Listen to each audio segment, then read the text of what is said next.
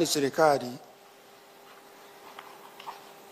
imeomba, sisi kama ni serikali imeomba kwamba kesi iendeshwe kwa mtandao. Wameomba. Sasa wanabishana na utetezi. Nadhani ni lini mahakama naamua? In a few days time. Lakini ukiona kilichotokea ni kwamba ni kama mahakama inaanza kuingiliwa.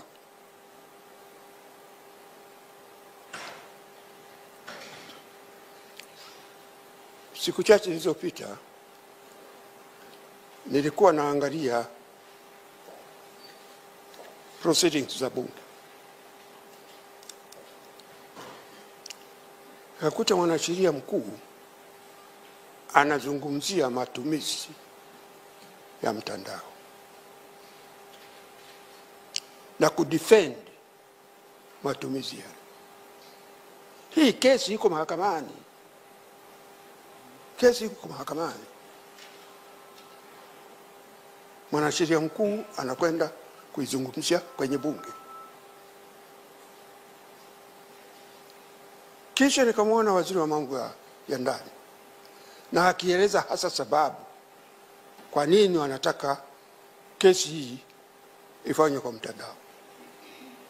Kwa sababu kumleta Tundu Lissu kutoka Ukonga ni kama maandamano. Kuna viashiria kuvunjishwa. Kwa hiyo ameeleza kutetea kwa nini kesi ile iendeshwe kwa msingi kwa mtandao. Sisi tuliotoka huko nyuma ilikuwa lazima ujizuie. Kesi iko mahakamani, usizungumzie.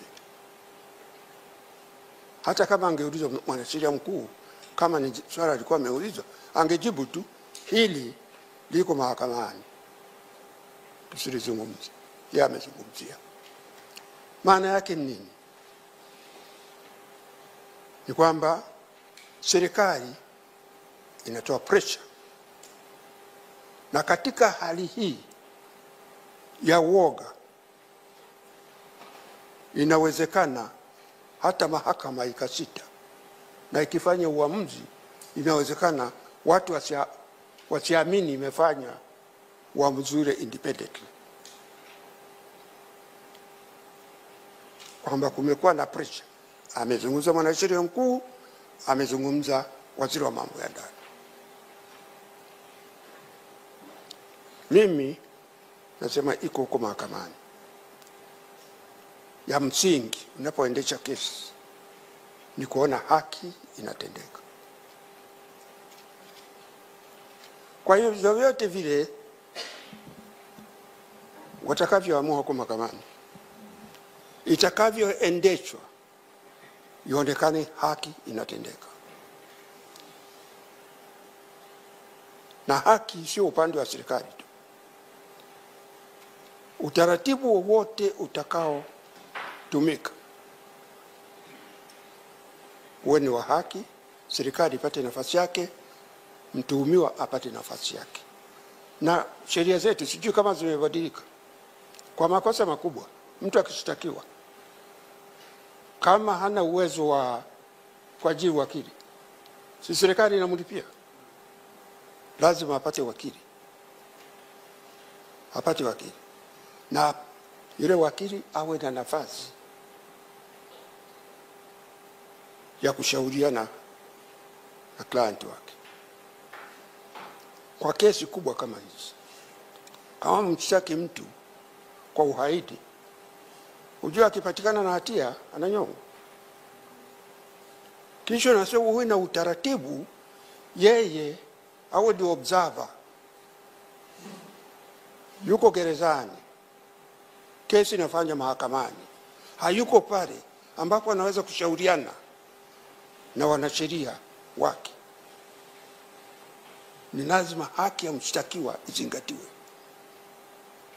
Basi kama mnataka, kama sio mahakamani, basi mahakama iende ifanywe magereza ili wote wao pale. Lakini haya yote yanaonekana ni siasa. Nasema tukiendelea hivi tunaweza kuingia kwenye vurugu na amani yetu ikatetereka. Mimi na mzee Butuku tulikuwa tumefikiria mambo ya kushauri. Sema nchi iko katika matatizo na ni matatizo makubwa. Viongozi wa nchi waone uzito wake na wachukue hatua. Bado tuna muda wa kuweza kuzungumza tukafikia mwafaka. Hatujaanza process ya uchaguzi. Itaanza baada ya bunge kuvunjwa. Kwa kipindi hiki tunayo nafasi ya kuzungumza tukafikia mwafaka. Na haya mambo sisi tulikuwa nasema kama ni kurekebisha dosari zilizotokea 2019, 2020, 2024, tunao muda kwa sababu ni mambo ya kanuni. Kanuni hazihitajiki kwenda bungeni. Tukikubaliana kanuni hizo zinaweza kubadilishwa. Tufikie makubaliano. Tusiende kwa mapambano. Tukienda kwa mapambano tutapata madhara. Kwa hiyo tulikuwa nasema rais achukue jukumu. Rais achukue jukumu. Haya matatizo yalianza awamu ya 5. Alipokuja Rais Samia alichukua hatua.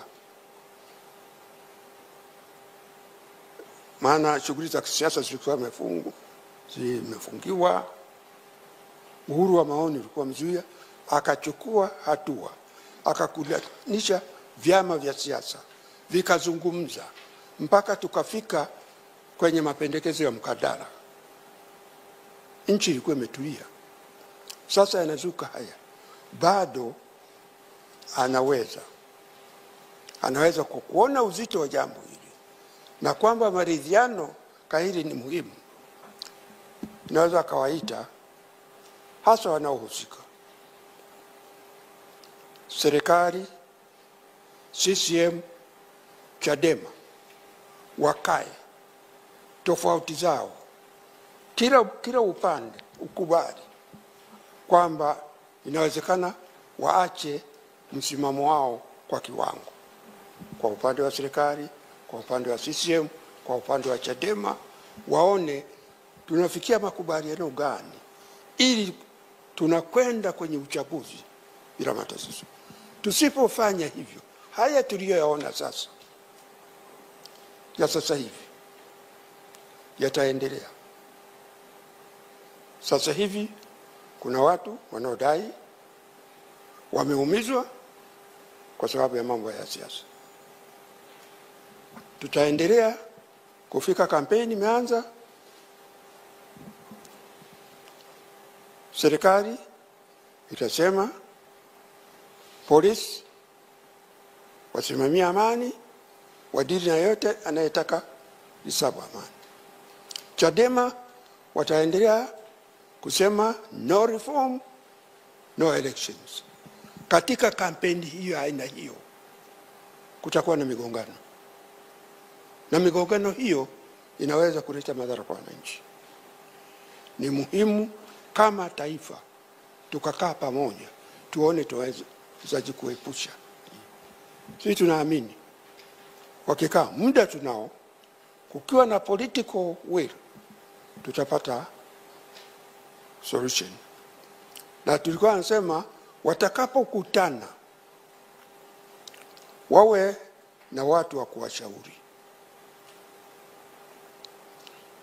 Na kwa mawazo yetu tulikuwa tunafikiria viongozi wa dini wanaweza kusaidia katika mazungumzo haya. Tulikuwa tunafikiria wachukue viongozi wa dini wachache, 3, 4, 5, wanakaa nao, watakuwa wanazungumza watakuwa wanaweza kuwashauri labda hapa mfanye hivi, na inawezekana. Mimi na experience ya aina hiyo. Mtakumbuka baada ya tume ya mabadiliko ya katiba kufanya kazi yake, nilitakiwa kwenda kutoa taarifa bungeni. Nilipofika bungeni siku ya kwanza, sikuweza kuitoa ile taarifa kwa sababu wabunge walikuwa wamegawanyika, na fujo iliyotokea pale ikanizuia kutoa ile taarifa. Kwa hiyo wakaamua wakutanishe pande mbili zile, wakawakutanisha, lakini wakachukua viongozi wa dini wachache. Wale ndio waliwasaidia kufikia mwafaka, na tunaamini kama viongozi wa kisiasa wakakubali kukutana, wakawa na watu wa kuwashauri, inawezekana tukafikia mwafaka, tukakuta tunakwenda kwenye uchaguzi, vyama vyote vinashiriki, wananchi wote wanashiriki, na tukatoka salama. Tusipofanya hivyo, tutakwenda kwenye uchaguzi ambao tutakuwa tumegawanyika, viongozi wamegawanyika, wananchi wamegawanyika, na chochote kinaweza kutokea. Kwa hiyo msimamo wetu bado tunaamini dawa iko kwenye meza ya mazungumzo. Sio mapambano haya ya lugha hizi ambazo ukiona lugha zinazotolewa pande zote ni lugha ambazo zinagawanya taifa. Hayo ndiyo tulikuwa nasema. Unajua haya mambo, nilipokuwa nasoma Tabora School mwaka 62, wa Tabora School, padri mmoja kutoka Kongo alitembelea shule yetu. Mkuu wa shule fanya mipango azungumza na sisi wanafunzi kutueleza hali ilivyokuwa Kongo wakati ule mwaka 62. Padri yule akatueleza vurugu iliyokuwa Kongo na wimbo wa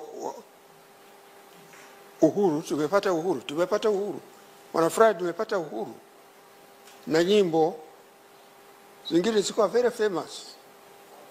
Zilikuwa na mbogani India pada chacha na wanazungumza, lakini kuna vurugu, imekuwa vurugu kubwa kabisa kwa wananchi wa kawaida. Anasema walipo zile wanaona fujo, na huku na wimbo wa uhuru, wenyewe wakatafasiri maana ya uhuru ni fujo, uhuru ni vita. Padri anasema wananchi Kongo wanauliza uhuru utakwisha lini?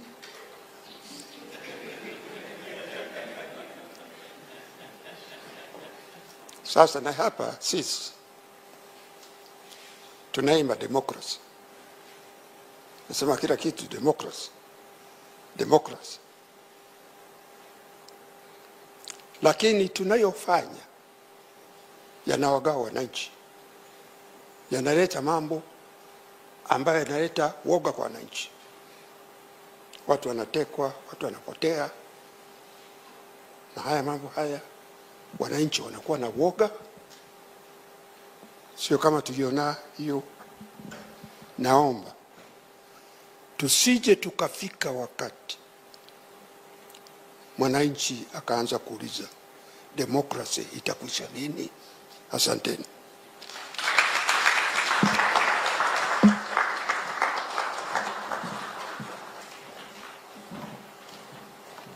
Ya, unaambiwa kuna uchaguzi ulifanyika, mambo yaliharibika awamu ya 5.